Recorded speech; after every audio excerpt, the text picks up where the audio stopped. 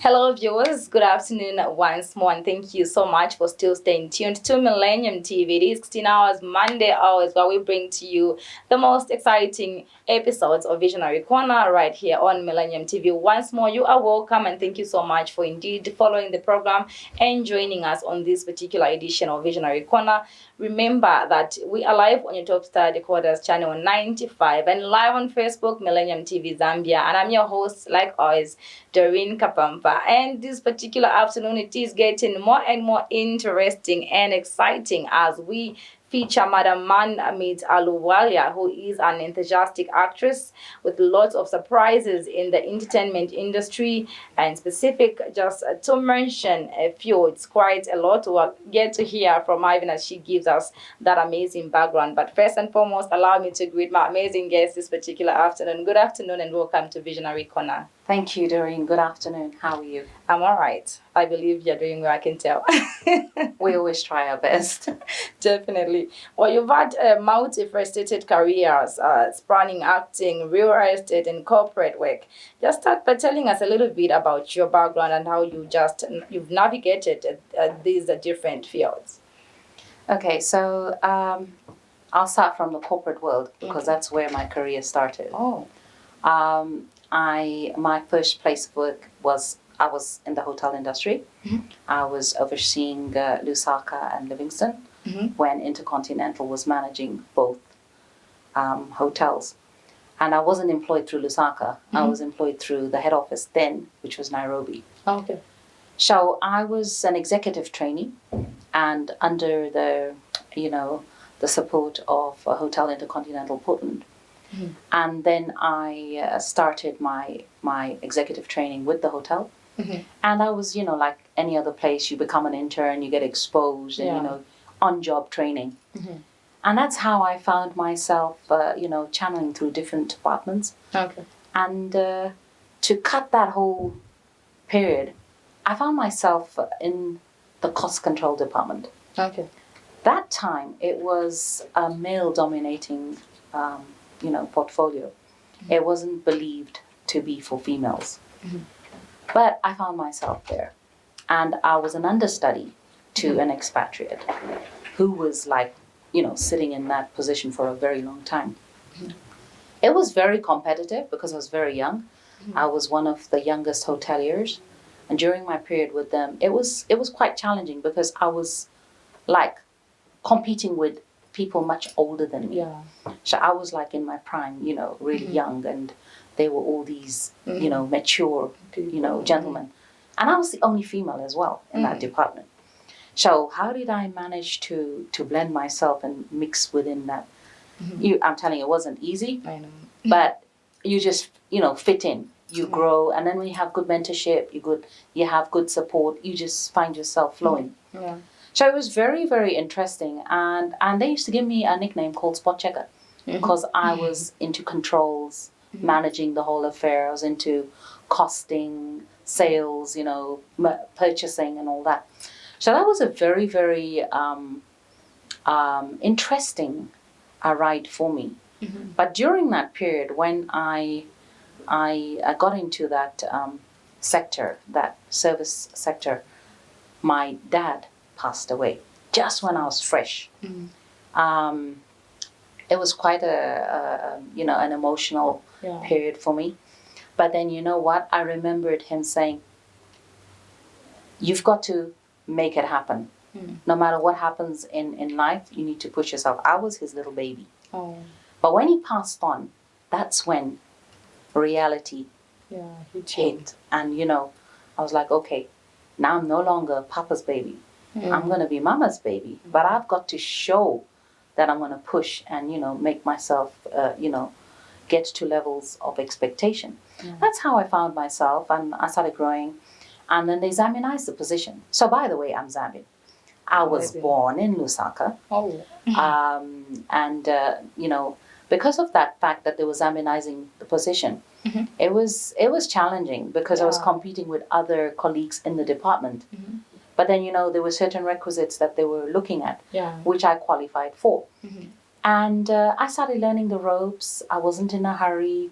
I just, you know, gradually started growing into it until I found myself now, you know, no more learning the ropes. I'm actually the driver. I'm the captain of the ship. Amazing. So it wasn't easy to show authority. I wasn't a bully, but I was a very patient person. But, you know, sometimes my gentle demeanor would give them the impression, oh, well, she's easy to walk over. But it wasn't like that. So I was brought up from a background, you know, where you must push yourself. You must be disciplined with whatever you do and do your best. But the most important thing is do your job with integrity. That was a very tempting portfolio. You know, if you're not strong and you don't have that you know, strength behind you to understand reality, it becomes difficult. But anyway, so I continued until they decided they were going to privatize the hotel. And that's just when they were privatizing it, there was what you call Marasa Holdings that took over. During that period, I said to myself, I need to get into something more, you know, exciting. So I was shopping around and I wanted to join the UN. So as I was shopping around, I applied as a UNV, United Nations volunteer.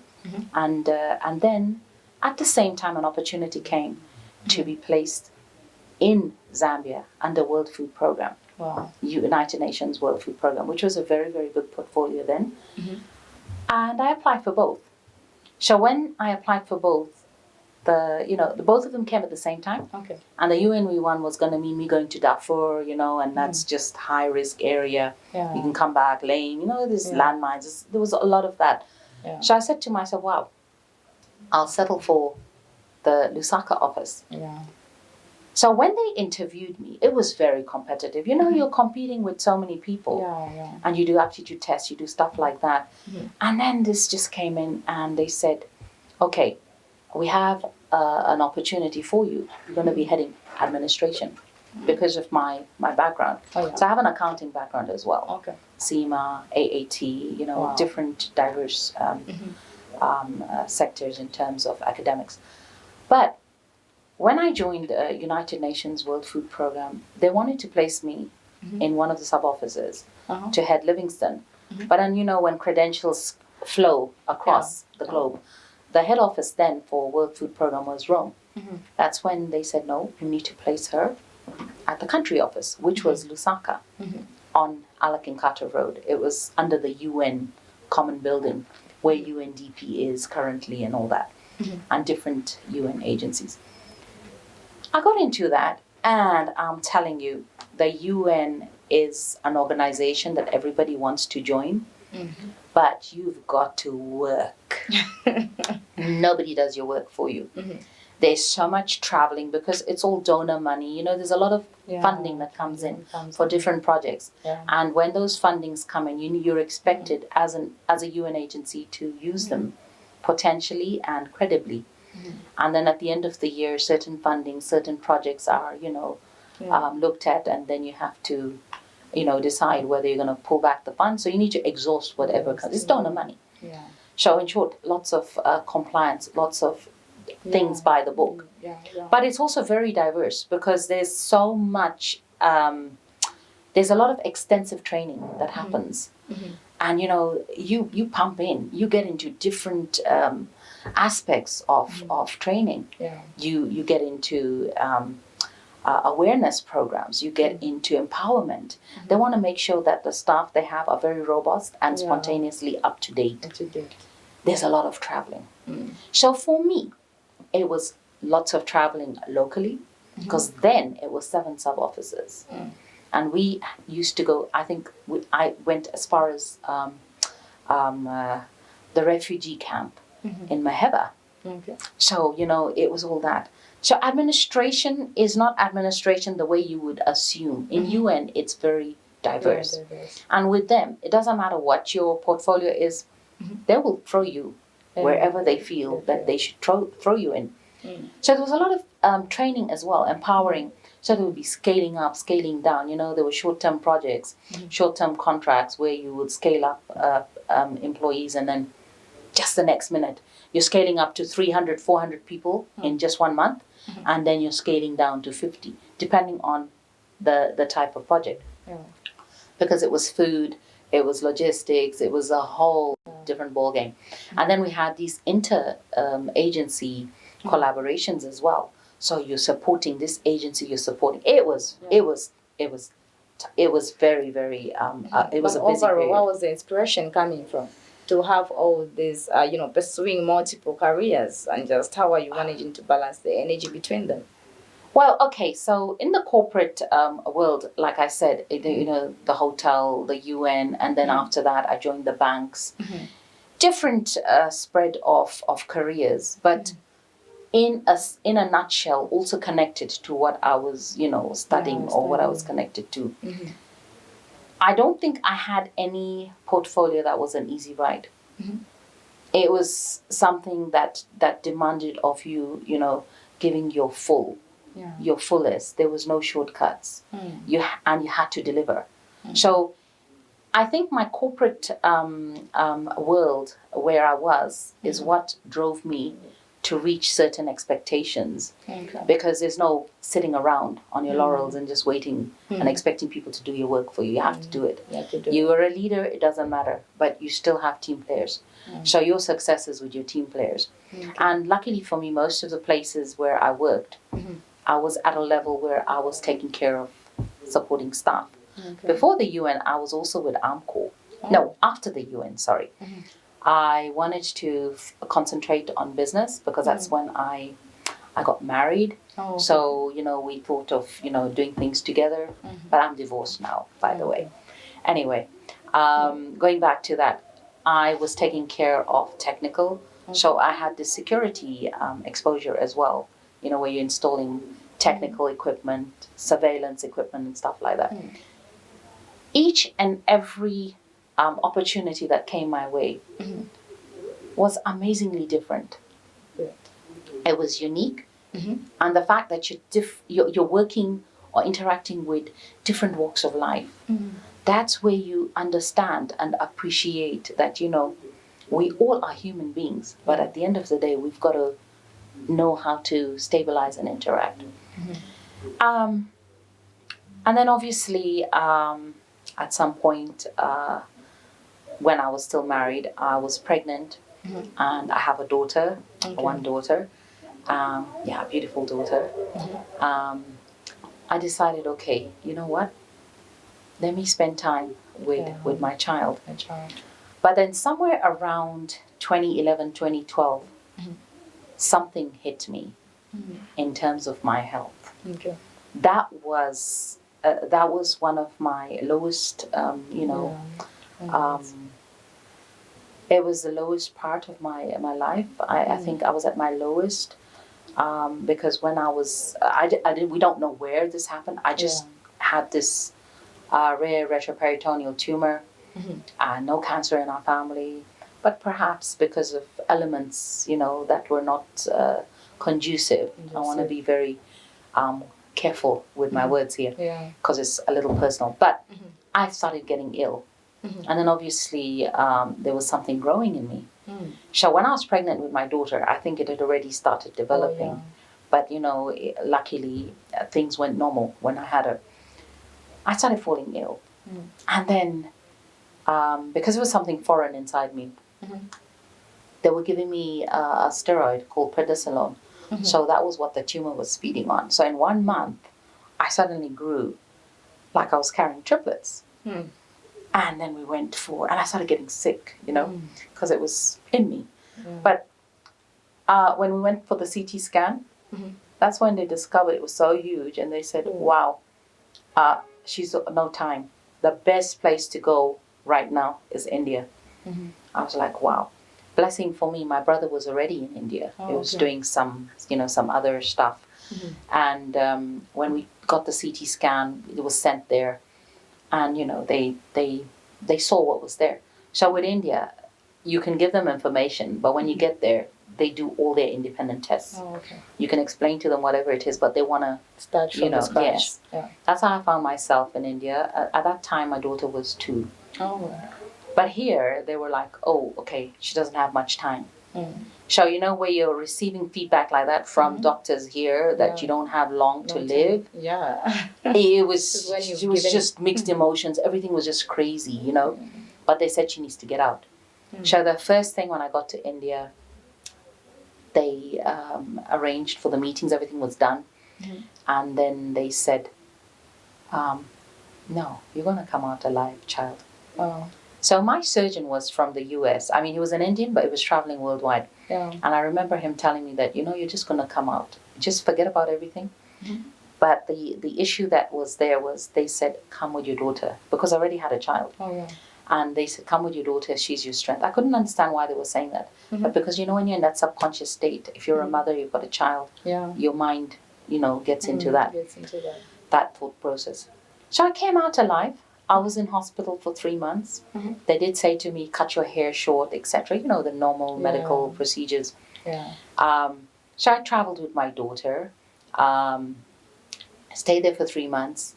They did the surgery, and then they said, wow, it's really huge. What you have is huge, but you don't have time. So they removed 12 kilos off the tumor from me. But anyway, I survived that. And then after the surgery, as I was recovering, getting back to my feet, that's when they told me, we've got to do the PET scan now. Hence, they discovered I had more. So that's when they made a decision to say, look, she's very young. Her daughter's a baby. Yeah. We're not going to do any aggressive chemotherapy or radiotherapy because that can trigger only the other ones that are developing. Yeah. So they said to me, you've got a window period of 6 months to 1 year. That's how they did the PET scan, and then they discovered there was something happening with my kidney. So they said, be prepared. We'll try and save it. If we can't, we'll remove it. So that's how my journey was. The second surgery, again, complex, complicated, but I came out alive. I lost the kidney, and I was on 1 kidney. Meanwhile, there was other things happening personally. And I said to myself, wow, I've got to get stronger, and I've got to get back to my feet. Yeah. So during that period, my biggest support was my mom. My mom was with me throughout. Yes, my brothers, but my mom did not leave my side. And of course, my daughter, she was very young. She was very young. She was really inspirational. And, I said, you know what, I need to go back into something that'll keep me busy. Yeah. That's how I started applying for jobs. I joined the bank. So That's I joined. the corporate. Yes. I went back into employment because I How needed did to. that make you feel, especially that before you got sick, you wanted some time really to be with your baby? Yes. But then it came at a time where you are not healthy, even as the time you're actually seeing it's not really enough time, and immediately you go back. Yes, I had no. It was a decision I had to make because I realized if I'm going to sit, I'm going to be thinking of this and that. I know. And then I had to draw the strength to say, I need to get back on my feet. So the only way to get back on my feet is start applying. Yeah. And luckily this happened. So it was International Commercial Bank. They were operating from Washama. Okay. It was Malaysian owned. Okay. And then the next thing, I had a couple of interviews with their headquarters, which was First Merchant Bank Malawi. And then the CEO. They interviewed me and they said, okay, we need you to launch the bank. Launching the bank meant launching it from International Commercial Bank to First Capital Bank. So there was a change of hands happening. Okay. So that was my project. And then they asked me, we need you to launch it in 30 days, 1 month. I said, yeah, fine, I can do it. Just make sure you give me all the tools. So that was already exciting and self-driven. Yes, I wasn't well, but it, it just blocked out. Yeah. I used to pray a lot. My mom is a staunch believer. So praying is also what helped, encouraging, just praying every time you're driving, every time you're out, just pray. Yeah. You can pray loud, you can pray together. It just depends. Prayer is prayer. Yeah. And that's how I found myself into that element. I launched a bank. I just told them, give me all the tools and then I'll do it. And then they asked me, okay, so you've got all these people, you can interview them. How many people do you want to work with? I said, I just want one. They were like, what? They were surprised. I said, no, I don't want the crowd. I just want one person. If that person can drive, it's even good. So that's when they were a bit, are you serious? This is a lot of work. I said, no. The crowd is where it gets messy. Yeah. Just give me everything. I'll structure it and we'll work. And I picked one lady. We worked together. We made it happen. Okay. So we worked post-launch. It was now trying to get clientele. Now, because of my background and my contacts and, my ability to market as well, they found that, and then they needed someone who was licensed to market. So I already had that license. As a local. They needed a Zambian to do that marketing. So I was licensed to do that, and we started growing the bank. But then during that period, I think because I was working excessively, at some point I wasn't resting because I was serving a senior portfolio. And then I started falling ill. So one day, as I was working, my CEO noticed I was taking some oral medication, it was all oral. It was chemotherapy medication, but it was oral, so it doesn't affect me. Okay. And it fell down, and he called me and he said, why didn't you tell me? I said, I couldn't tell you. Does anyone tell you when they're not ill, when they're looking for a job? Because that's the next thing you're going to say, she's not fit. Out. Oh, yeah. So, anyway, so I did that for 2 years. I agreed to take a 2-year contract because I knew what I wanted to do. I just wanted to get back, get my feet under the table and make myself strong and then, get into other things. So I served a good 2 years with them. And then I said, okay. I was going for my checkup, 2014, 2015. Okay. And I started getting ill again whilst I was working at the bank. And then I said, no, you know what? Let me start doing other things. So I had this desire to do food. So we created this home-cooked concept, cooking on marasha. When you cook food on charcoal, it's just something else. The taste is so different from gas and electric. Yeah. And I started Indian specialty foods, which we were doing. It was keeping me going. Whilst I was doing that food business, it was all a home-cooked concept. So you make an order, we cook fresh. Okay. That was how it was. Until, of course, the time of COVID when things sort of changed a little. But during that period when, customers, clients, friends, whatever would come, some of them came to me and said to me, Rupa, you're good at getting clients. You're good at this. You're good at everything you try to touch. I said, wow, I'm humbled. So they started telling me, look, we've got this property. We want you to find us clients. I was like, yeah, I can find them. I wasn't even looking at it from earning capacity. And then they sat me down and said, no, there's no free rides here. You find us clients, we'll give you something. Amazing. And that's how I started getting into the property business slowly. But I was practicing that aspect even when I was working with the UN, even when I was working for the bank, because we had to open different branches and you have to look for that. But, that's by virtue of employment. But as that was happening along the side, which I didn't think was going to become part of my life, I found I used to do lots of public speaking when I was with the UN, by the way. Okay. So I was a trainer, I was into different things, even with the bank. And then one day someone called me and said, Rupa, they're looking for somebody who's of Indian origin. And I said, okay, what is it about? They said, acting. I said, oh, wow, really? Okay, good, interesting. So I was told that they were looking at a Zambian Indian actress. And there was this drama series, and I didn't know it was called Hugs and Kisses. It was showing on Top Star. That was like my first stint, And then they called me and they said, we'd like to interview you. I remember the interview was at Three Trees. And we're talking with this gentleman. And then when I came out of the car, they were already looking at my poise and what. But I remember them saying to me, you have to wear Indian attire. I said, I don't have Indian attire. Oh. I can only do a mix of European with. Yeah. And they were like, no. I said, no. I'll see what I can do. So I tried my best, got ready for it. We were talking. I think they were looking at the language and what. So they realized that, okay, she's got this distinct accent. So then I was telling them, how's it going to fit? Because it depends who you're going to match me with. Yeah. So we started the talks and then they said, okay, you're being picked. I was like, wow. So I was so excited because it was Z meets Bollywood. Okay. So you have our indigenous Zambian, cast, and then you have us. Yeah. And I was like, wow, this is going to be interesting. So obviously it's a twist, it was this love triangle. Yeah. Where a local guy, our Indian, so my son in the movie is in love with a local lady, and then the parents are, there's this tugging and what. So it was a very interesting drama series. Okay. But that is where it all started for me. Another journey. It just became part of my passion. And I was enjoying, look, I didn't realize it's a lot of hard work. Us, when we're watching TV, you watch a program for 15 minutes. It's nice. 1 year, 1 month, 1 hour. And then you're like, okay, it was lousy. But you don't know how much effort goes in. You know how many takes you do.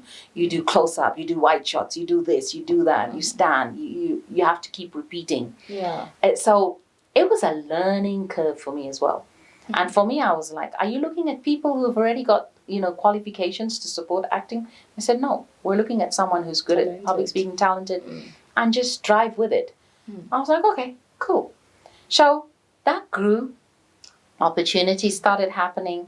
We did a few of them. They were showing them on Top Star. We even did the launch. There was an interview, blah, blah, blah. Things were happening there. The food business was also growing. Right. And then I noticed the third one was penetrating in, and that was the property business. So for me, I was like, wow, this is multiple sources of income. Yeah. So whilst this is not happening, something else is happening. And that's how I started getting busy. So whilst Hugs and Kisses was happening, I was also getting busy in the property business. And then there were the food orders. So I had to do it structured. Okay. How do we do it? You do too many things in a go, you're going to crash. So you have to structure your time. Yeah. So I knew that when it comes to the acting, I need to make sure it's scheduled and works around my schedule, works around theirs, where we agree. But how are you also balancing with family alongside, especially your daughter? Oh, yeah. So I had my mom. She was taking care. She was not my babysitter. But I knew that, when I'm out there, Mama is with my daughter. Yeah. I tried my best. It wasn't easy. And then I had to also look after myself to make sure that if I'm the breadwinner in this household, where there's me, Mom, and my daughter, I got to make sure I'm fit.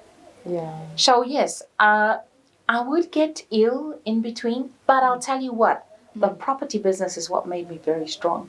Okay. Because at some point, I couldn't walk upstairs. When you're showing people different types of properties, ground, height, whatever, I would have to hold the railing. When I'm using my left side. And then I don't know, it just started happening. Yeah. I started getting stronger. That thing of trying to climb stairs or trying to make sure when you're going somewhere there's lifts, what. I just felt, I was supposed to wear a lumbar belt all the time, but I said to myself, I will not wear the lumbar belt because that tumor did damage a bit of my spine, but did not stop me from doing whatever. And then the property business came in. And I noticed that, okay, you know what? This is working. As usual, internet is so well populated. You interact with different walks of life. Yeah. You get knowledge and you learn. That's how I said, okay, I'm going to probably collaborate with 1 or 2 people who I feel I can trust and work with and understand how they're doing this business. And then I said to myself, what am I doing? I can do this on my own. I don't need to depend on anyone. I can do this on my own. All you need to do is make sure you're mobile, and you set it up like that. Yeah. And then it started growing. So I started with rentals, residential rentals, and then I noticed commercial rentals also started coming in. And it started evolving into upmarket. You know, you've got the middle accommodation, and then you've got the high end. So I noticed that my kills it was very exciting when you win a client, you found them something that suits their needs. You're happy to go by it. Definitely. So I try to make sure that you know, when I'm advertising, when somebody approaches me, I get information from them and ask them, where's this property? What is it? Can you share some information? They share it with me. Then I'll make sure I have to go physically and check it out, because there's a lot of photoshopping. So all that, and then the collaboration with my skills to communicate, talk, and write. I started doing my own descriptions for the properties, because what you're trying to do is attract the other person to read and understand what you're trying to sell. You're selling. In short, you are advertising, marketing, and trying to make attraction happen so that you have something happening. So you marry the tenant and the landlord, or you marry the seller and the buyer. I got into sales, I think about 2 years later, full-fledged sales. And then I started saying, wow, this is nice. I was reading widely. I was trying to understand how does it work in the Zambian setup, because in the UK, in other countries, it's different. How do you apply comms? Was the acting still going on at that time? Yes, I was still acting, because Hugs and Kisses was going on while I was still trying to get myself into this. And then during that period, as I was growing, another opportunity came in where Lawrence Thompson asked me to come and see them. You know, they interviewed me. They wanted me to do a role with McCoffee, which was showing on Zambezi Magic. So that's how I joined there. I remember the first question he asked me was, Rupa, can you speak Swahili? I was like, no, I can't speak Swahili. But if there's a good mentor, a good teacher, teach me the words, we can do it. And then the next thing, I was called and I just went in. So because of my exposure with Hugs and Kisses, it wasn't hard. But everything was audition. So I learned that sometimes you go for auditions doesn't mean you'll get picked. You know, auditions also, you have to wear what they're asking. I mean, you have to, you know, walk the talk. Either you're successful or you're not. Or maybe, yes, they like you, but that's not the best fit role for you. So there were all those things. I started getting picky with what kind of auditions. For me, is always trying to find out what is the background. Who is the producer behind it? If I can get that information. If I find it's very simple, it's not exposing that, no one wants to give me information, I won't go for it. I have this gut feeling to say, okay, it's not 100 auditions that you'll go for. But if you know who the producer is, you go. Sometimes even if you don't, you take that chance. But if you can get the information, say, what is it all about? Is it Lusaka based? Imagine I'm going for an audition that's in Ndola and Kitwe. I'm not going to be able to do that. So I'm wasting your time. I'm wasting my time. Definitely. So those are the kind of intelligent questions you need to find out and get into it. But overall, what were some of your amazing moments, even as you now joined this entertainment industry? What were some of your favorite roles or projects that you encountered? Oh, wow. I have so many. I love the fact that I was getting into roles that enabled me to expose different emotional aspects of myself, where you're showing an aggressive role, where you have just different emotions running in. You're angry. I loved one scene that we did in McCoffee where we were at the restaurant and I had to sit down my son's fiancée who he wanted to marry. So there I sort of perhaps looked like I was a bit of a skeetious mother, also a bit racist, and I was very direct. You're stupid. I remember even saying, you're so stupid. So what I liked about what I was doing was that, you can be given a script. It's not always word by word. It's what you call intelligent acting. Sometimes producers or directors want you to go word by word, but sometimes the word by word it's not what would fit. So you have to understand how your chemistry is also going to be with other people. Yeah.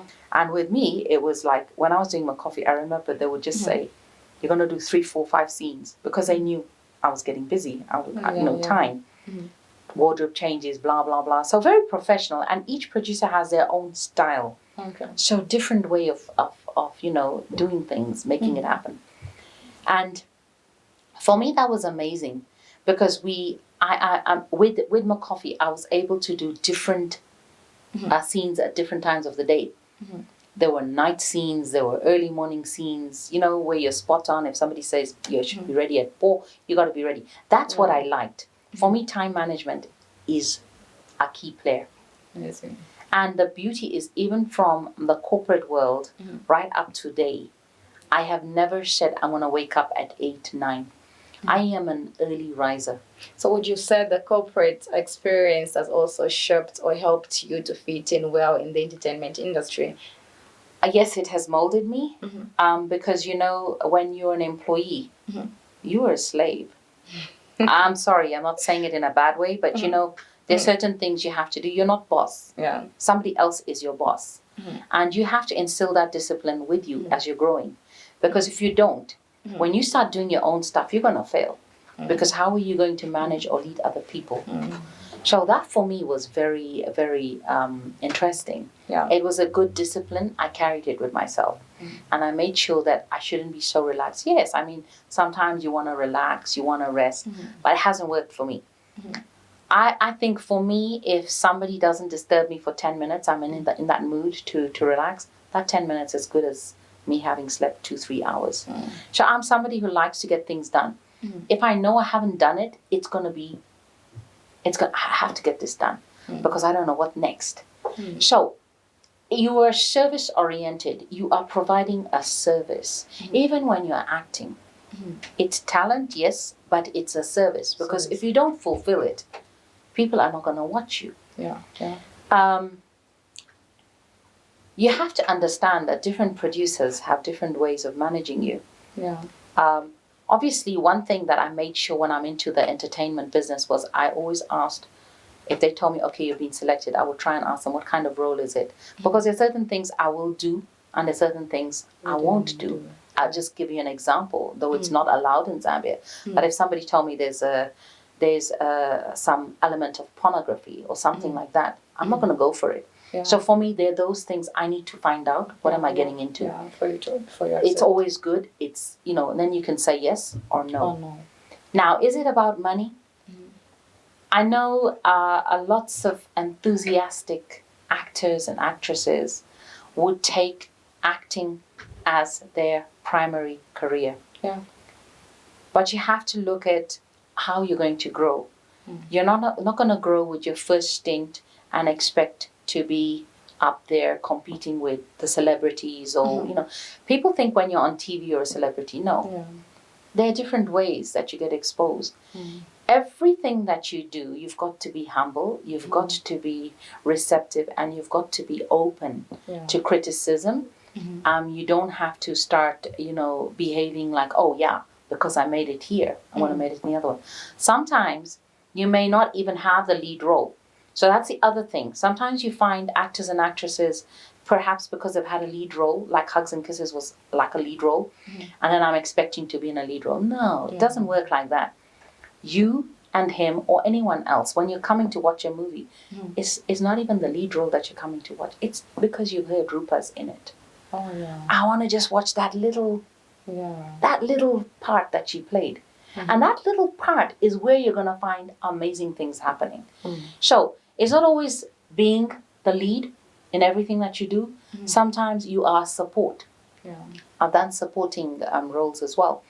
I've also done diverse roles, where you're playing the lawyer's role, you're playing the doctor's role, you're playing different types of aspects that are involved with that specific drama series or what. So, in summary, what I'm trying to say is that it's a lot of hard work. Don't be scared to go for auditions. I'm going to say this for both. We're all actors, but if you want me to specify, actresses and actors, don't think it's rosy. There's nothing without hard work. Yeah. Don't give up. Just because you haven't been picked for this role, keep trying. But the other thing also is when you're going for an audition, try to dress up the best. Yeah. If they've given you information as to what they want or expect you to wear, try to wear that. It's not always, oh, I don't have this, I can't make it. You can do mix and match. Yeah. It's how you bring it out. Your appearance is very important because you are now in the public eye. And you've got to show that you're capable of doing that.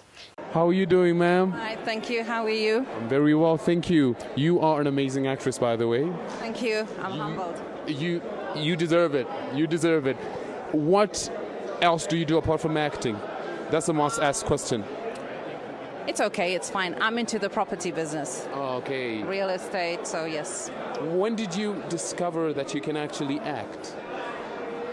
I don't know if I discovered it, but I do know I had a passion, like, helping out, acting out, but specifically into the movie stream and drama series and all that, I started 6 years ago. The first one was Hugs and Kisses.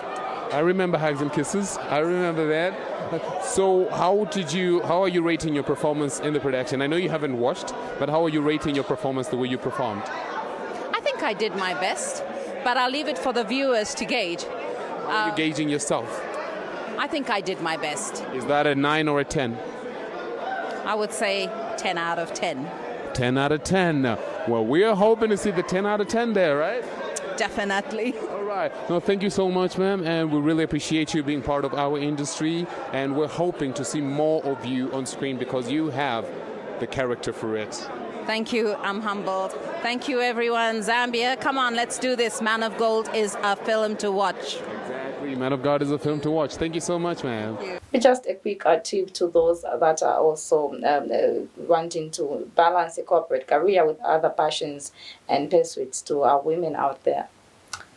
Okay, so I want to encourage all the ladies, the women, the girl child, the youths.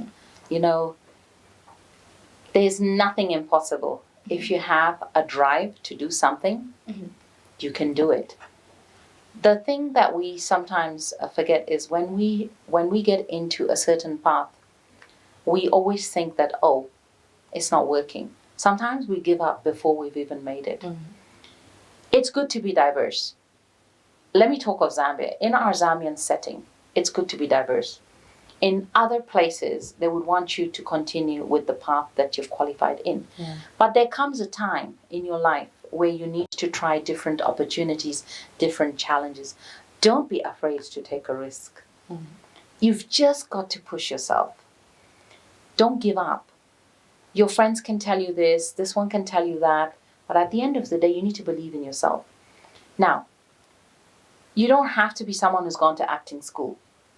Like I said, Google is so well populated. You can read.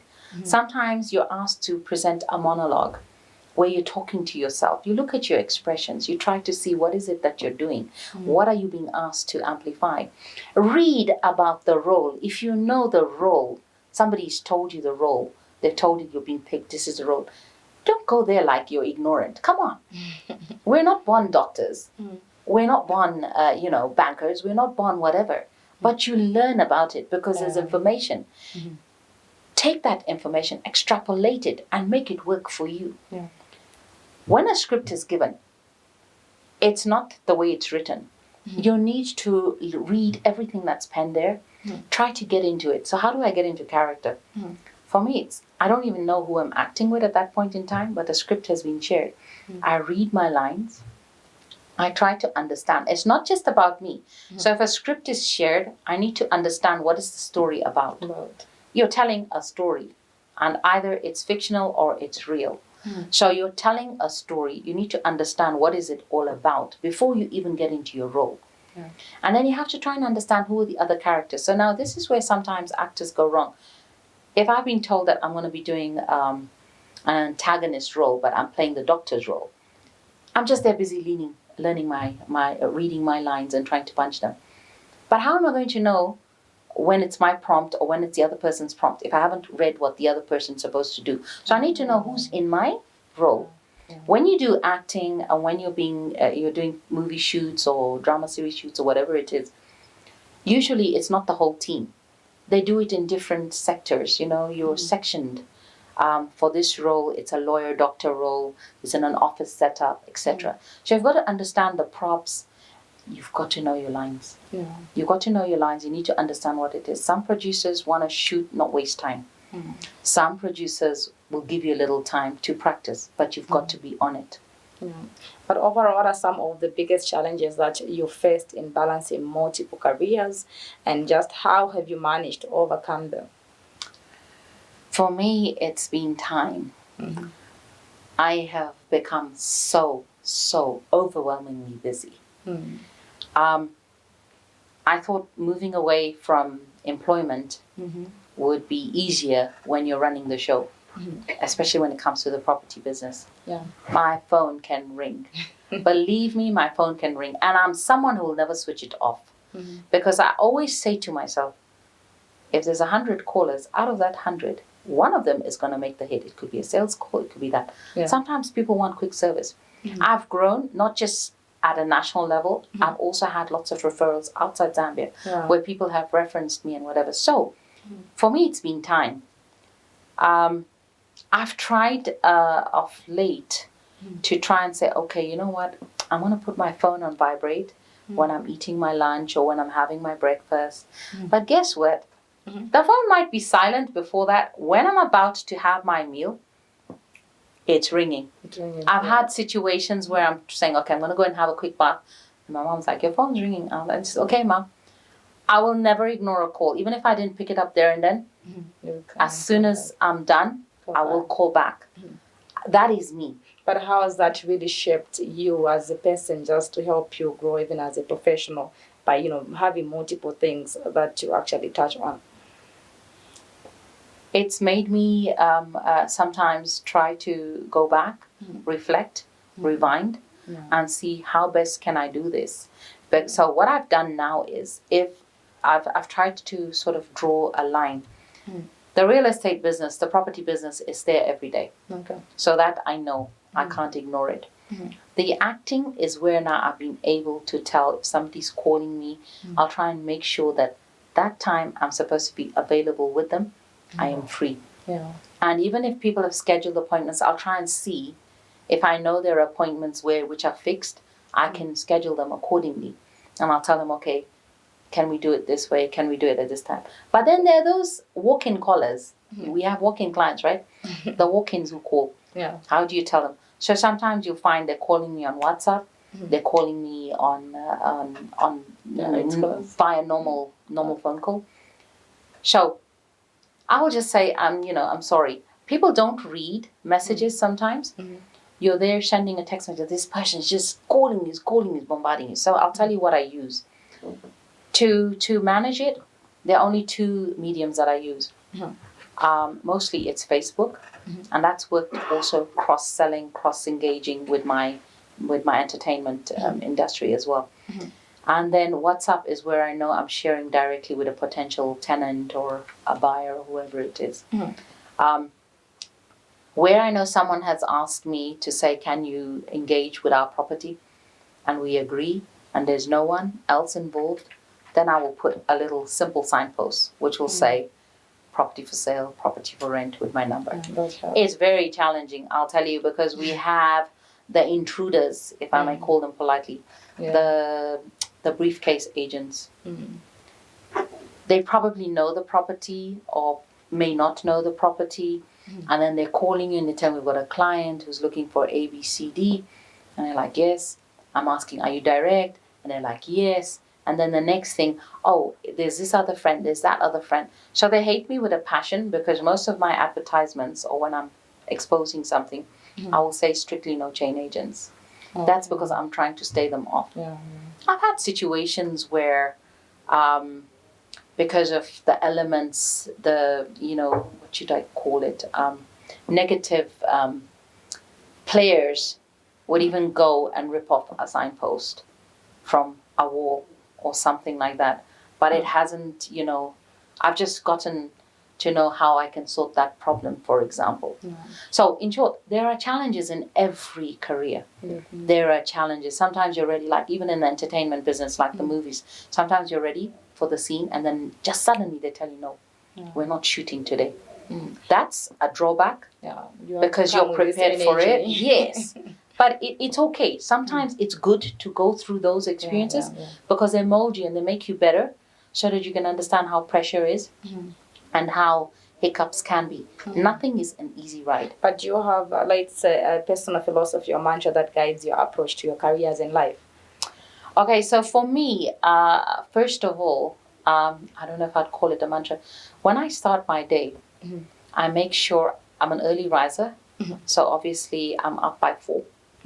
Sometimes I can be up earlier than that with our current situation now, especially if I know I have to take my child to school, drop her at school. Now it's holidays, it's fine, but it hasn't stopped me from what I'm supposed to do. Yeah.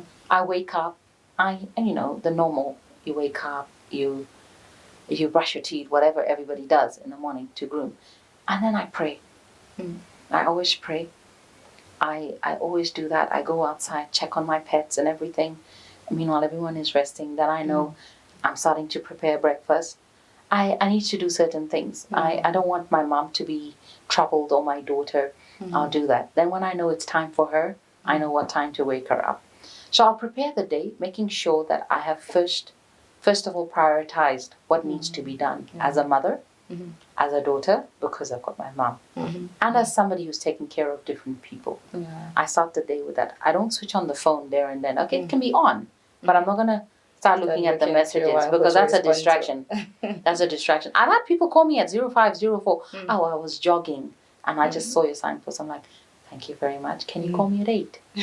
I'll never be rude. I always try to be as polite as possible. But I can also be quite,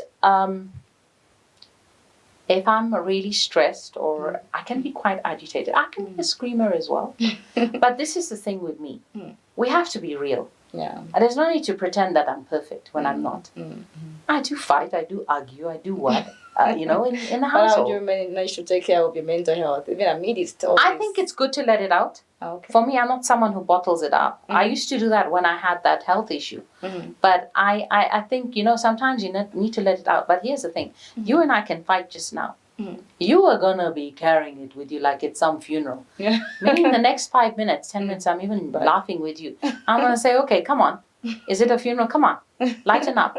And that's the thing. Even with food, when you're cooking, you need to be happy. If you're not going to cook the food with happiness, it's not going to taste well. You're going to have clients. I don't know. It's just something naturally. It's a natural phenomena. It's just nature. So it's the same with acting. If the producer shouted at you, what, you are not going to do your role. You're not going to carry yourself properly. So for me, I try to balance. When I know it's a bit quiet, that's when I'll say, okay, let me plan this. Let me take mom for her, pampering. I try to make it happen. And it's working. Amazing. I think it's just evolving and I'm trying to make myself a better person. Like I said, I can be tough. I can be hard. But I think I'm at that stage of my life where I can make decisions and say, okay, this is working for me, this is not working for me. And, we can laugh it out, we can whatever. We're going to have fun. When it's time to work, it's time to work. That's it. There's no nonsense. Time management is key. It's key. Yes. Well, even as we are wrapping up, just your quick advice to the young women who are looking to pursue multiple passions and careers, and just to give us just the sneak peek into any upcoming projects or ventures you have on the horizon, and also just how viewers can also follow up with your day-to-day, the business, the acting, and all that. Okay, so I just want to tell, our mothers, our sisters, our daughters, just, everyone out there. Yes, it's targeting the female specifically, but I'm also saying it and encouraging the male gender as well. Don't give up on your dreams and try and do what you can whilst you're still young. One thing you must do is make sure you push yourself when it comes to school. Without education, I'm a strong believer that education plays a fundamental part in your life. Being literate is very important. I'm not saying sometimes there are different elements that come into play, Maybe you're not able to go to school. But I'm just saying there are different ways you can improve your lives. People should not make an excuse to say, oh, I don't have money. But there you are making multiple WhatsApp calls, you're making multiple phone calls. Isn't that money? 5 kwacha, 10 kwacha can still discipline you. You can still do certain things. Read widely where you can. I know newspapers are not cheap anymore, but sometimes you can just be smart. Just dress up, wear the look, go somewhere, sit and just ruffle through newspapers if you can. Talk to people, mingle with people. Never look at yourself as you're not up to their level. We're all human beings. I want to encourage the ladies that don't think it's something that you need other helping hands. As a female, you can do what you want. I know there's this tendency to think, okay, I don't want to sound like I'm being a chauvinist or anything like that, but I want to say this. Sometimes you think that just because, let's give a good example.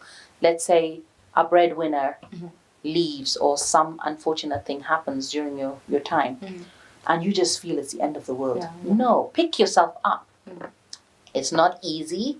You're not going to have it easy, but if you have the determination, you revisit your failure is not something that you should be sad about or feel bad about. For every ladder that you climb, you are also going to fall 3 steps. Sometimes whatever you do doesn't happen. It's life is not a straight road. So you have to push yourself, be willing to fall, be willing to pick yourself up. New projects that are happening, there are quite a few. I think my lips are sealed. At this stage, I can't say much. And something that I want somebody to also watch if they can is a funny side of it. It's okay. So there's 10 Tamanga Street. I played the lawyer Sonia, which is still showing. There's this comedy, so that people can see a funny side to it. It's called Lucky's Comedy, and it's on Facebook. He's a Tonga guy. So for that, again, it was a comedy somewhere in the bush, and I was called to do this, a specific scene with him. But what I like about him is that whatever you're acting or you're shooting with him, there is a message. So when they called me for this, they said it's going to be about circumcision. You come up with it. So there was no script for it. It was all from the head. And we went into it and, we started just driving it. So he was on the bike. I think my most hilarious scene was when I was asked to sit on the bicycle. And he brought this rickety bicycle because it needed to make noise. And he's small. He's much younger. And I was like, no, let me ride the bike. You're just saying things. And he's like, no, I'm going to ride, you're going to sit. So it was quite funny. But at the end of the day, it was about circumcision. So the message at the end was portraying something that is educational. So what I'm trying to say to ladies out there is sometimes you get into acting and stuff like that. It's not always doing a movie or a drama series. Sometimes you can get into a commercial. You can get into that. There's no quick money. Humble beginnings. Some stints you get X amount, some stints you get more. But as you grow in the industry, people come to you. Like for me, I wanted to say one thing. When I started getting into different, elements of opportunities in the entertainment industry, in the movies and drama series, some producers thought I was international. That was one. 2, they thought I'm not approachable. And those, no, I can't do it. Skeetious. But they started to know me, that I'm quite approachable. I'm quite friendly. As long as we discuss, we agree, and it's been working. So everyone out there, if you want something, you got to push yourself. You got to just have that drive. Don't give up. So where can they find you on the socials to catch up with all these interesting dramas? Okay, so on Facebook, I use Munmeet Rupa Ahluwalia.